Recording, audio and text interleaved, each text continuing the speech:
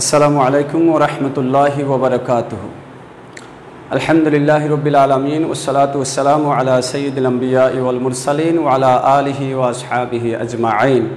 আম্মা বা'দ, ফায়া আইয়ুহাত তুল্লাব আল আ'ইজ্জা ওয়াল মুশাহিদুন আল কিরাম মিন করিবিন ওয়া বা'id, রাহিমানি ওয়া রাহিমাকুমুল্লাহু তাআলা আযজা ওয়া জাল্লা ফিদ দারাইন। কাইফা হালুকুম আইয়ুহাল আহবাব?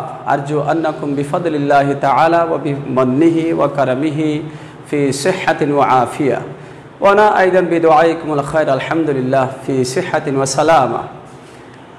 أيها الأحباب، أرحبكم في هذه الحصة، حصة قواعد اللغة العربية عبر إنترنت من جانب بنغورا سينيور مدرسة بوالخالي شيتاغون، ومن جانب خاصة بنغلاديش أونلاين مدرسة ঢাকা.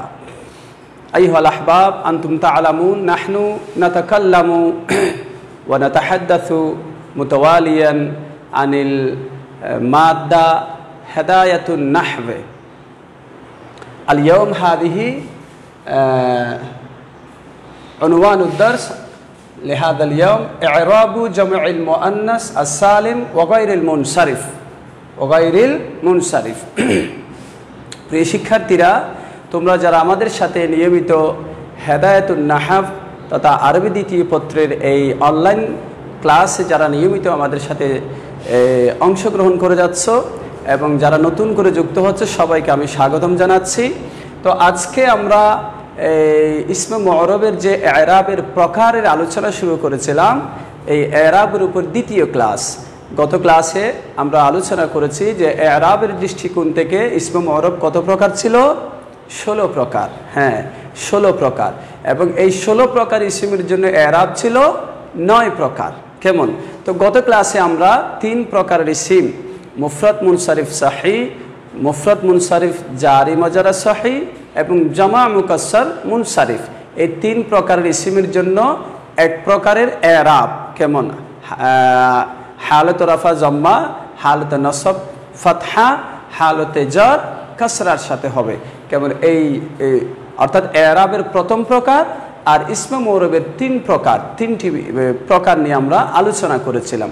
তো ইনশাআল্লাহ আজকে আমরা এই ইসমে মুআরবের তৃতীয় এবং চতুর্থ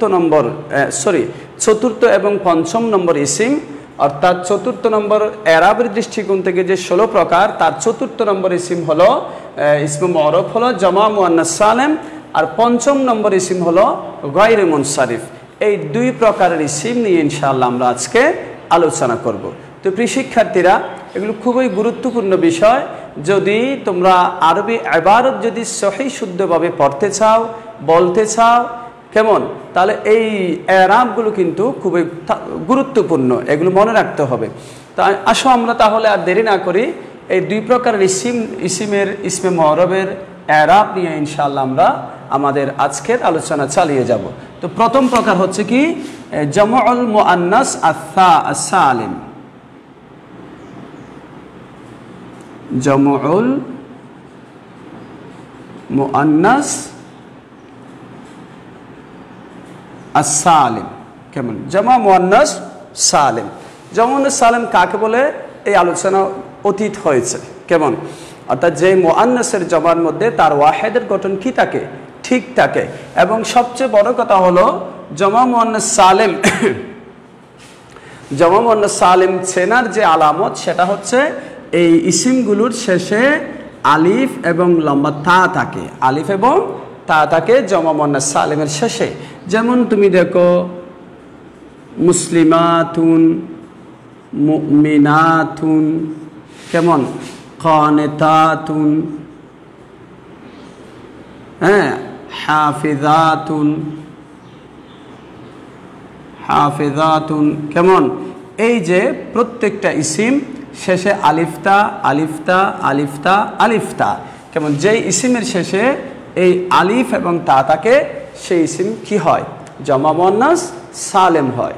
তো প্রিয় শিক্ষার্থীরা, এই জামা মুআন্নাস সালিম যখন তরকিবে যখন আসবে, অর্থাৎ অন্য শব্দের সাথে মিলিত হয়ে যখন সেটা ফায়েল হবে, মফউল হবে, সেটা যখন অন্যান্য যে আসমাই মরফুআত মনসুবাত মজরুরাতের যে ইসিমগুলো আছে এখান থেকে কোনো একটি হয়ে যখন তরকিবে আসবে তখন জমা মুয়ান্নাস সালিমের ইরাব কি হবে, এটা নিয়ে ইনশাআল্লাহ আমরা আজকে আলোচনা করব। তো দেখো আমি লিখি প্রথমে হুন্না মুসলিমাতুন, রাআইতু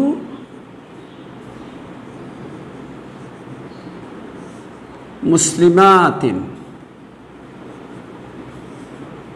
মারারতু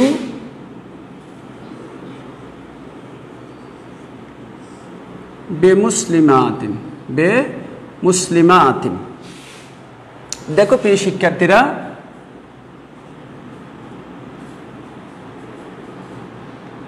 বে মুসলিমাতিন ইসিমগুলোর প্রতি একটু খেয়াল করো। হুন্না মুসলিমাতুন, একটু তরকিব করো তো দেখি। হুন্না মুসলিমাতুন, যে তারা মুসলিম মহিলা, তাহলে হুন্না মুবতাদা, মুসলিমাতুন খবর। কেমন? মুসলিমাতুন খবর। তো এই মুসলিমাতুন এটা হলো খবর। তো তোমরা জানো খবর কিসের প্রকার? আসমায়ে মরফুআত মনসুবাত না মজরুরাত? কিসের? নিশ্চয়ই মরফুআতের দ্বিতীয় প্রকার, চতুর্থ প্রকার, সরি। মরফুআতের প্রকারগুলো কি কি? ফায়েল, নায়েবে ফায়েল, মুবতাদা, খবর। তাহলে চতুর্থ নম্বরে কি আছে? খবর আছে। তো আসমায়ে মরফুআতের কোন এক প্রকারের মধ্যে যখন পড়বে তখন আমরা জানি সেই ইসিম কোন হালতে থাকে?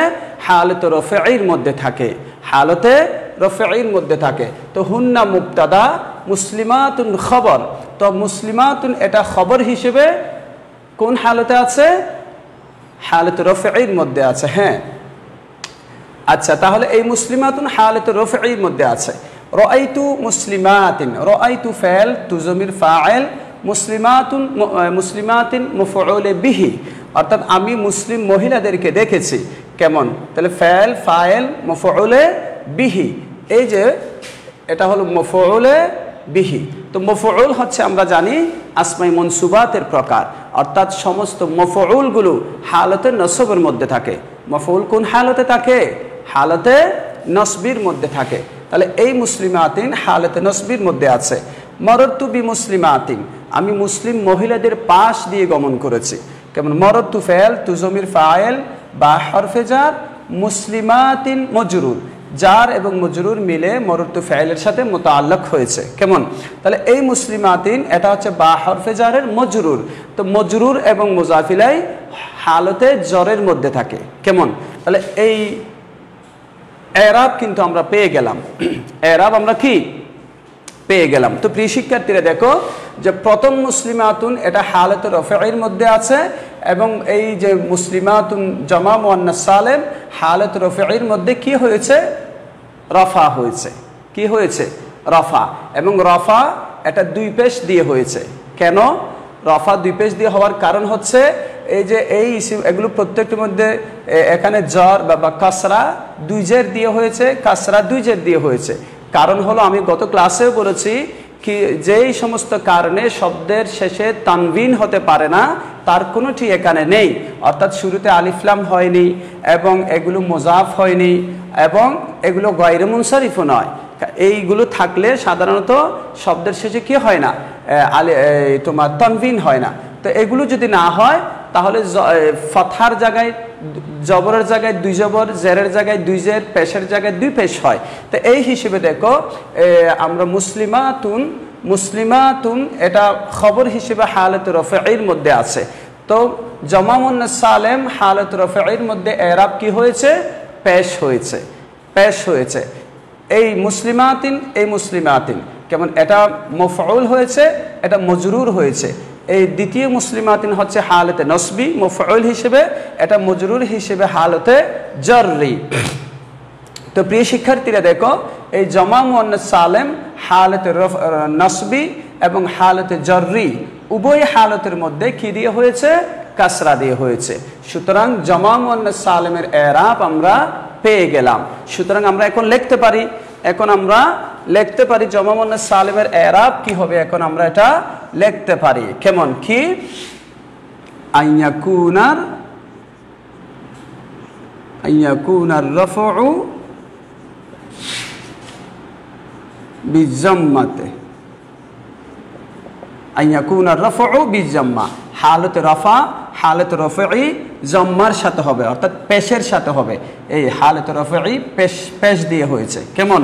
তারপরে ওয়ান নাসবু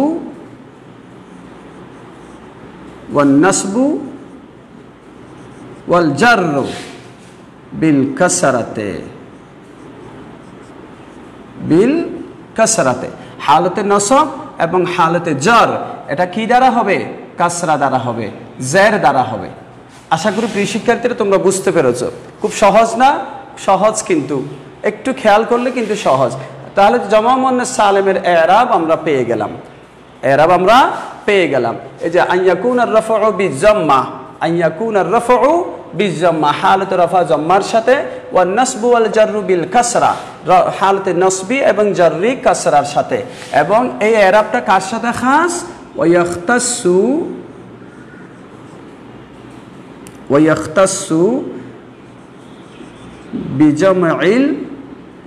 বিজামইল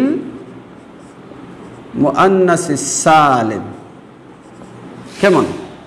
ওয়াইয়াখতাসু বিজামইল মুআন্নাসিস সালিম, এবং এই এরাবটা জমা মুয়ান্নাস সালিমের সাথে খাস। তাহলে জমা মুয়ান্নাস সালিমের এরাব দিকে বাইয়িন আইয়ুহাল তুল্লাব মা হুয়া এরাবু জমা মুয়ান্নাস আস-সালিম। জমা মুয়ান্নাস সালিমের এরাব কি তোমরা বর্ণনা করে এবার খাতায় লেখো, নিশ্চয়ই তোমরা পারবে। কি ছিল?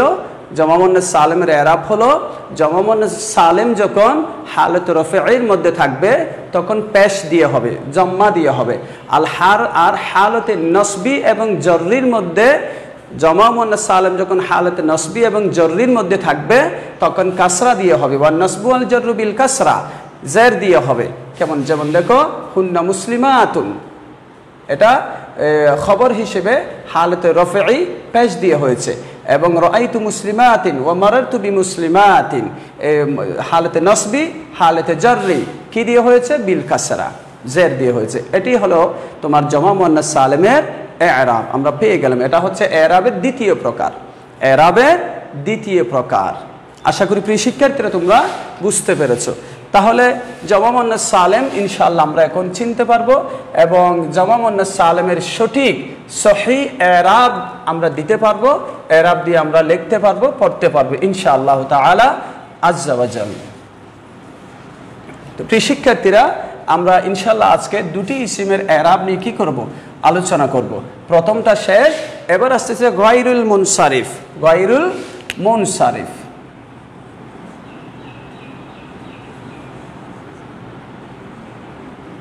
গায়রু মুনসারিফ। গায়রু মুনসারিফ নিশ্চয়ই গায়রু মুনসারিফ কাকে বলে এটা তোমরা জানো। আর যদি না জেনে থাকো আমি সংক্ষেপে বলছি, যেহেতু আমাদের এরাবের বর্ণনার পরে গায়রু মুনসারিফের বিস্তারিত আলোচনা আমরা আমাদের হেদায়েতুন নাহু কিতাব থেকে ইনশাআল্লাহ আমরা শুরু করতে যাচ্ছি এরাবের পরে। কেমন? সংক্ষেপে আমি বলি যে ইসমে মুঅরব দুই প্রকার, মুনসারিফ, গায়রু মুনসারিফ। তো তোমরা জানো গায়রু মুনসারিফের জন্য 9টি কি আছে? সবব আছে, যেগুলোকে আসবাবে মানাসরফ বলা হয়। কেমন? তো এই আসবাবে মানাসরফ থেকে গায়রু মুনসারিফ বলা হয় হুয়া মা ফিহি সাবাবানে আও ওয়াহিদুম মিনহা ইয়াকুমু মাকামাহুমা মিনাল আসবাব তিসআ। অর্থাৎ যেই ইসমে মুঅরবের মধ্যে আসবাবে মানাসরফের 9টি সবব থেকে 2 সবব অথবা 2 সববের কায়েম মাকাম 2 সববের সমান এক সবব পাওয়া যায়, তাকে কি বলা হয়? গায়রু মুনসারিফ বলা হয়। তো কোন ইসমে মুঅরব যখন গায়রু মুনসারিফ হবে তখন তার এরাব কি হবে? একটু খেয়াল করে দেখো। জাআ উমারু,